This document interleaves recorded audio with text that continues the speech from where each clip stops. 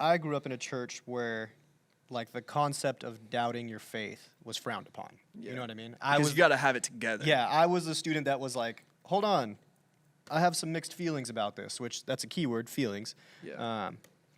But I came from a background where it was like, oh, well, then you just need to pray more. You need to just read more. You need to just try harder. Yeah.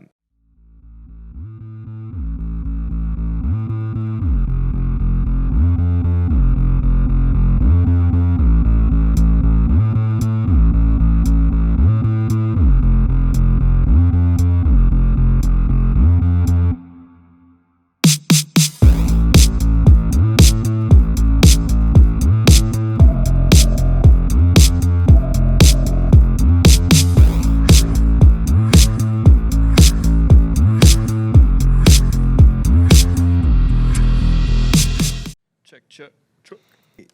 I grew up in a church where, like, the concept of doubting your faith was frowned upon. Yeah. You know what I mean? Because you got to have it together. Yeah, I was a student that was like, hold on, I have some mixed feelings about this, which that's a key word, feelings. Yeah. But I came from a background where it was like, oh, well, then you just need to pray more. You need to just read more. You need to just try harder. Yeah. And you look at multiple stories throughout the Bible, like the two that stand out to me the most. One, the kind of famous one, doubting Thomas, who all the disciples are like, yo, Jesus, was raised from the dead. He's back. And doubting Thomas is like, I will not believe until I see, the nails in his hand. Or what did he call it? The scars in his hand? Yeah, scars in his hand. Yeah. For more than nails were, yeah. So that's a prime example of someone that's like, no, I have severe doubts that he's actually back. And then another one I think of that maybe doesn't get talked about as much. Keep stealing my light. I do, because I'm out and I'm like, I have a new creation going, so.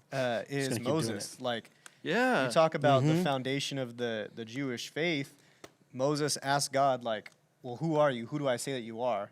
And in both of those situations, God isn't like, you idiot, why'd you ever doubt this? He invites them, or God invites them into like a deeper understanding and a deeper relationship with them. Provides them with some evidence, along Yeah. the way, like Evidence. like a burning bush that cannot be explained. And he's like, what the? He's I like, can, he's like, oh, I can maybe understand. And he's like, but I continue to doubt because I got this inability to talk, God. I talk real weird. And he's like, don't worry, I got you. And he just keeps, but he keeps with them. You know what I mean? Like, yeah, he's like walking him along the way. And that's kind of like what I like to, that's how I view, like, at least my relationship with God, that it's like you are taking one step at a time in a certain direction, right? And then it's never, because sometimes, I don't know, man, like sometimes in the church we say this word that I really hate. It's backsliding.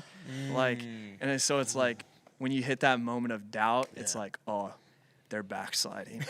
What does that even mean? Dude, I haven't heard that for a minute, but I know. that's a good word. I remember that word. I think that's just I don't have right any fond memories of that word, but I also don't know what it means. Like, yeah, I think I went to my youth pastor once and I was like, man, I've just been backsliding lately. It's like, no, I haven't. In fact, I would consider it growth. I think like anytime you feel like far away from God or really close to God, these are just moments along the way. They're not steps backwards. In fact, every step I would say is forward in growing and learning through your doubt. And on the other side, we would really hope and pray that someone would become closer to God because of their doubt or because of the things that they're figuring out, and help other people also figure out and rationalize through this thing we call doubt. Yeah. So. One of the books I read, because I grew up in the church, left when I turned 18 because I got burned by a lot of people. Yeah. And then about 4 or 5 years later, started going back to church again and reignited my relationship with God. But one of the books I was reading gave this really cool picture of like what it means to be a Christian and how to navigate the Christian faith. And it was like, he explained the story of parents teaching their baby how to walk. You know what I mean? When a baby first like stands up, it's super shaky, and more often than not, they fall right on their butt again. Yeah. But the parents are never like, oh, dumb baby, like how dare you not know how to stand up and fall on your butt. You how dumb you they, not baby. they know? like they celebrate the small win of like, hey, this baby just like started to be able to stand and get their legs underneath them. And I think that's such a cool picture of like how God views us too. Like, Yeah. sure, if you really screw up, there's going to be repercussions for your actions. But when you're navigating a Christian life and trying to understand who God is, He's not going to like get upset at you for just learning how to walk. He's going to praise the attempt to like know Him more and develop a deeper relationship with Him. For sure. So Dang, that's all. dude. That's just a picture that's always kind of like Dang. stuck Yeah. in my mind. No, that's good. One good phrase that I have picked up from church was like, we're all on a journey. Yeah. And I think that was like a more of a healthy way to look at it is like, Yeah.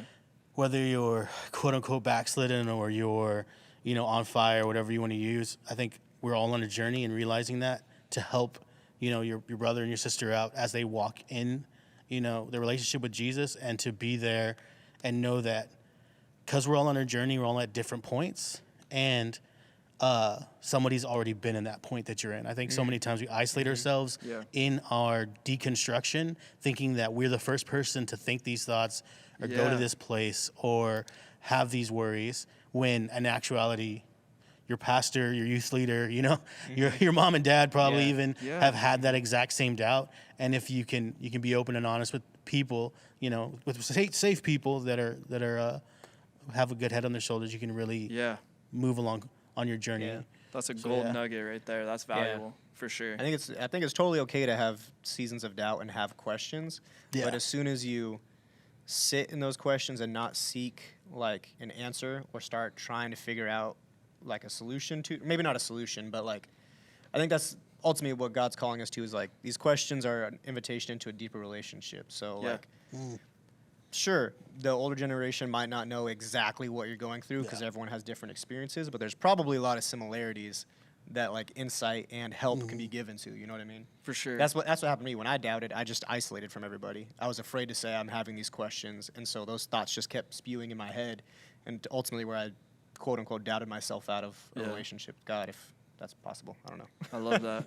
Snaps all around, man. Snaps for McKay, Picasso, bro. Picasso. Ooh, I like it. Picasso. TikTok vibes.